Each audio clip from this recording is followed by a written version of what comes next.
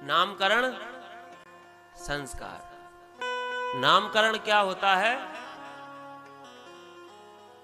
संस्कार।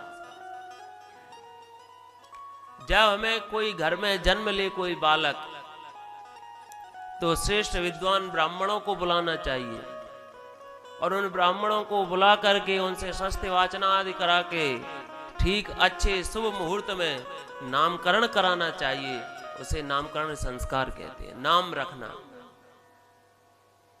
लेकिन आजकल बड़ी विचित्र स्थिति है। आजकल माताएं जो टीवी में देखती हैं और टीवी में उन्हें जो चरित्र अच्छा लगता है, पहले से भी तो सोचे बैठे रहती हैं। बुला लो, कितने ब्राह्मण को बुला रहे हैं, कौन आ रहा है बड़ा विद्वान, बताओ। उनसे बड़ा कोई यही नहीं है। जो अब मैं तो ज्यादा कर्मकांड नहीं करता हूं, जो ब्राह्मण कर्मकांड करते हैं वो बताते, बोले महाराज जी जब हम शादी ब्याह कराने जाते हैं तो हम अलग बात बताते हैं, हम अपनी शास्त्रीय विधि से पूजा पाठ कराते जो हमने पढ़े, लेकिन माताएं अलग विधान बताती हैं। बोले पंडित जी ऐसे थोड़ी होता है, ऐसे करो, ऐसा थोड़ी होता है, ऐसे करो।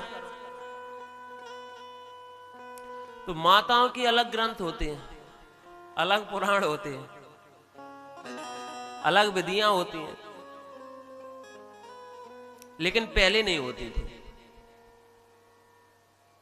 पहले शास्त्रीय विधि से ही सारे काम होते थे, क्योंकि यह ज्ञान था सभी को कि शास्त्र की जो विधि है वही इस लोक में और परलोक में दोनों में कल्याण करने वाली है। जो अशास्त्रीय विधि से कार्य किया जाता है वो ना ही तो इस लोक में सुखदायक होता, ना परलोक में सुखदायक होता।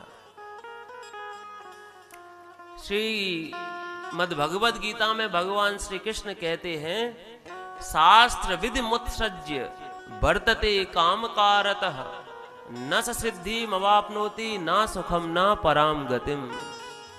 शास्त्र की विधि को त्याग करके जो कर्म किया जाता है वह ना ही तो इस लोक में कुछ पुण्य देने वाला होता, ना ही उस लोक में कोई पुण्य देने वाला होता। इसलिए कोई भी कार्य करें तो वह शास्त्र की विधि से करना चाहिए। और यह जो नाम होता है, नाम का जीवन पर बड़ा प्रभाव पड़ता है। मानवीय जीवन पर नाम का बड़ा प्रभाव पड़ता है।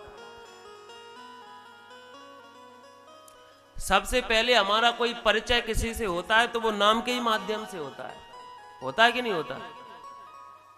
और नाम के माध्यम से जब परिचय होता है तो सबसे पहले जो छाप पड़ती है वो नाम की पड़ती है। आपका नाम क्या है, इससे ही, नाम बताने मात्र से ही व्यक्ति का भाव बदल जाता है। बोलो बदलता है कि नहीं बदलता? भावयुक्त की तो बात है, शब्दों का ही तो खेल है सारा। एक थे महापुरुष कह रहे थे, बोले शब्दों का क्या है, कुछ नहीं, मंत्रों से क्या होता है, जब तेरा दो चार शब्द इधर के उधर कर दिए, उधर के इधर कर दिए, बन गए मंत्र। चाहे कुछ बोलने लगे, ब्राह्मणों का क्या है, बोले उनके ही लिखे हुए ग्रंथ है सारे, उनने दो चार इधर कर दिए, दो चार उधर कर दिए, बन गए मंत्र। वहां एक विद्वान ब्राह्मण बैठे थे। उन विद्वान ब्राह्मण ने कहा, बात तो आपकी बिल्कुल ठीक है, दो चार हम शब्द इधर कर दे रहे हैं, दो चार उधर कर दे रहे हैं, और अभी आपको दे रहे हैं 100 गालियां। और बोलो अंतर पड़ता है कि नहीं पड़ता है? शब्दों का बड़ा प्रभाव होता है, बड़ा प्रभाव। इसलिए नाम बहुत सोच समझ करके, टीवी में देख करके चिंटू पिंटू टिंटू सीटू, कुत्तों जैसे नाम नहीं रखने चाहिए। अब आजकल तो कुत्तों के नाम भी बड़े अच्छे अच्छे रखे जाने लगे हैं। सारा खेल टीवी से है, अब तो टीवी से और मोबाइल से।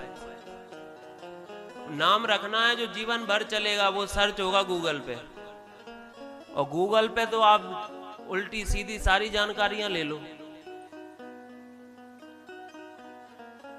ग्रंथों में, शास्त्रों में